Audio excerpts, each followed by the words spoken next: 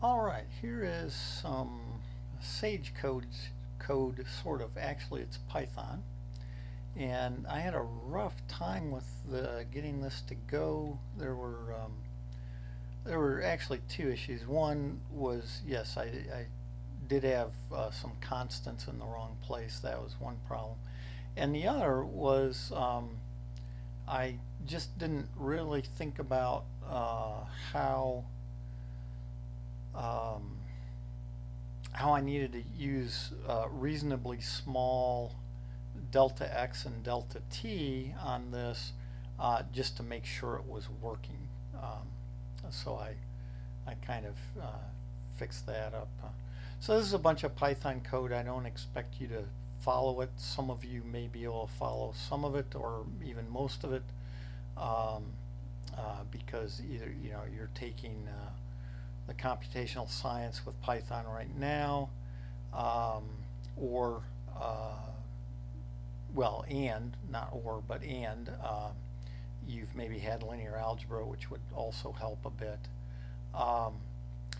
But the important thing is what we have here is a Crank-Nicholson method in one space variable that will solve a non-homogeneous problem, non-homogeneous differential equation or partial differential equation. Right now, this code, though, only solves either homogeneous Dirichlet boundary conditions or homogeneous Neumann boundary conditions. It wouldn't take much to fix it to do the others, but I had trouble getting it going, so this is what we have right now. So it's got comments, and we can see some things like the right hand limit I put as 1. The left hand limit is always just 0. There's nothing to change there.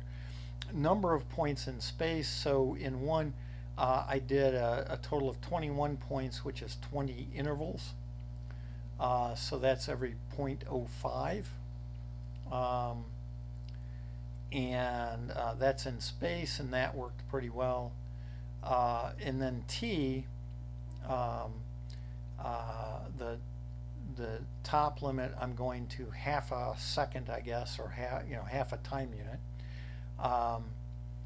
But I'm splitting that up into 50 intervals, so that's every 0.01 is how this updates. So every 1/100th of a time unit or second.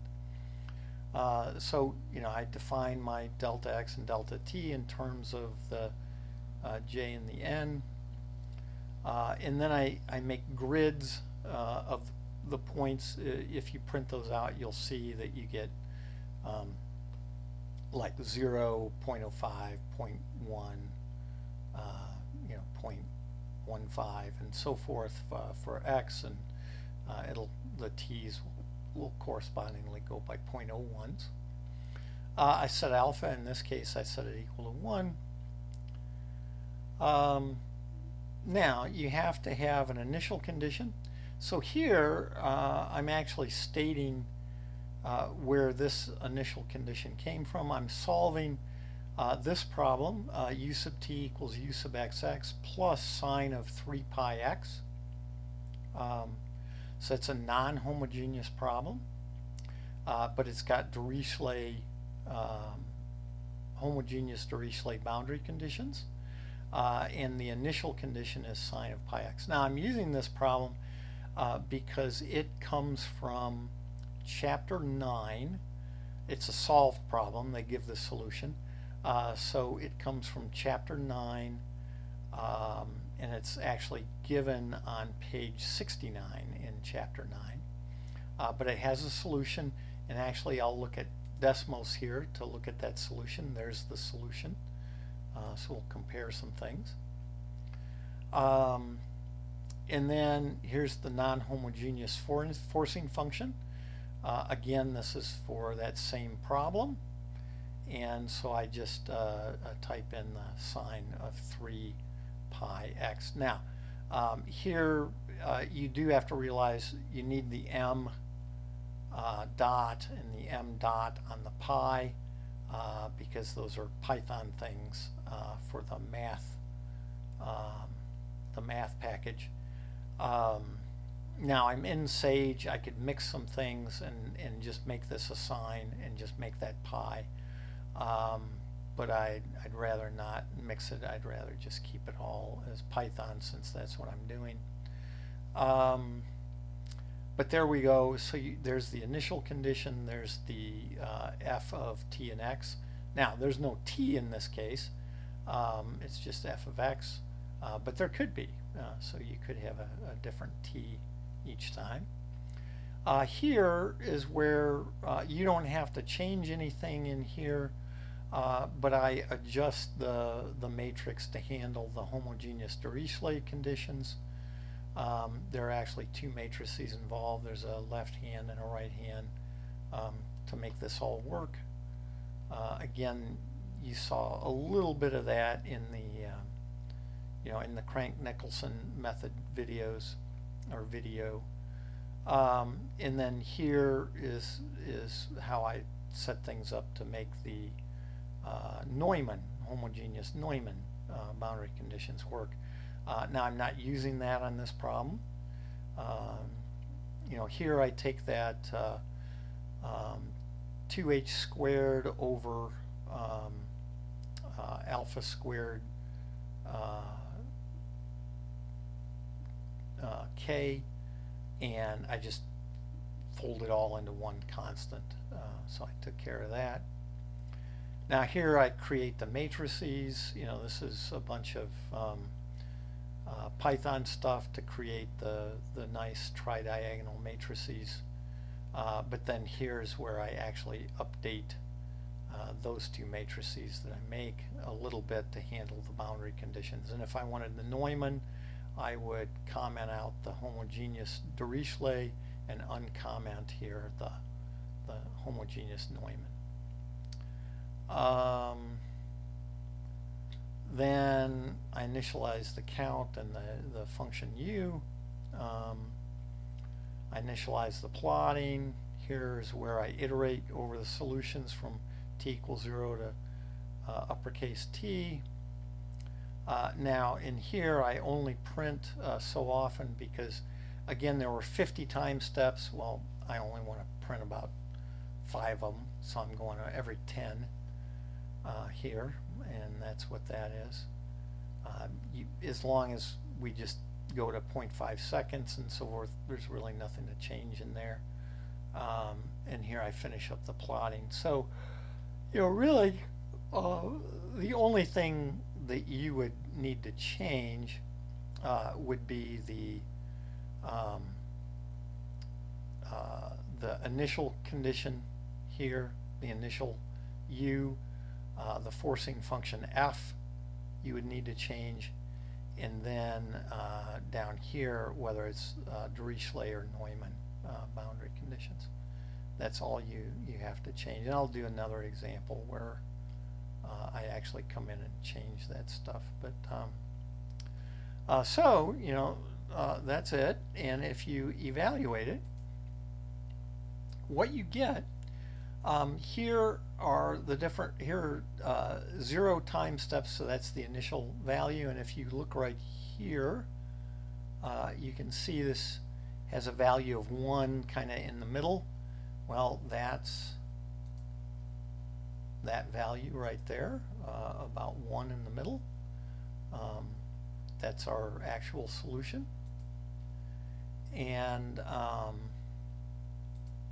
then these are 10 time steps, so that's 10 times 0.01 or 0.1, 0.2, 0.3, 0.4, and 0.5.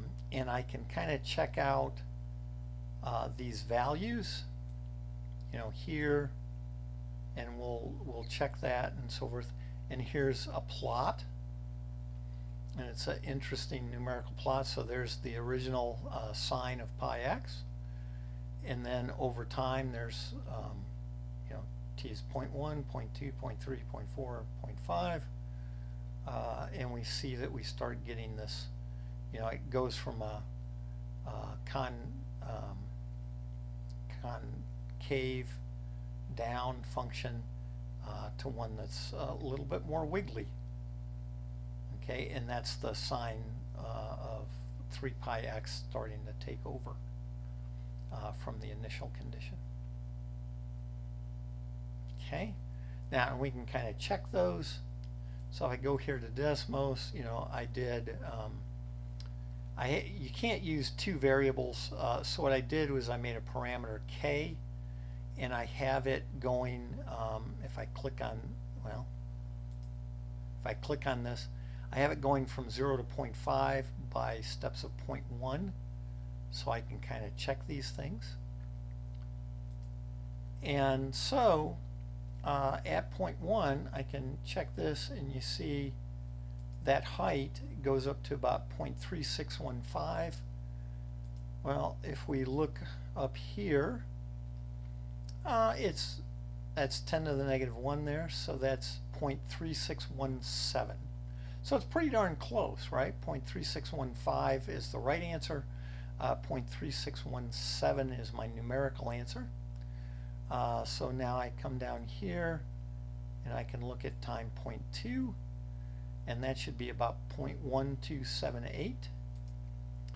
And so if I go here to 0.2, I'm supposed to get 0.1278, and I get 0.1277. Well, I say I'm actually, this is the correct answer, 77, but this gave me 78. And you know, and if we go all the way to time 0.5, we see that we get a very small negative number, because this is times 10 to the negative 3, so that should be negative 0.003. So if I go all the way to the 0.05 and I click that, notice, see, it is off a bit more now, so it's 004, and I think I've got that in the right place. Oh, no, I don't. It's right there. There it is. Yeah, that's the middle, because we've got symmetry on each side there. So it is actually, I've got 0.004, negative 0.004. This says 4.1. I have 4.2. Okay, so it's off a little bit, but pretty darn good. So, you know, here are my numerical solutions for 0 and then 0.1 to 0.5, and but I also have the data at the actual x values, so I could take those numbers and end up plotting those points just like I did here. But I can actually see the points, and I can check if I know the right answer. I can check to see how well it did. Okay, so that is first case of using this code.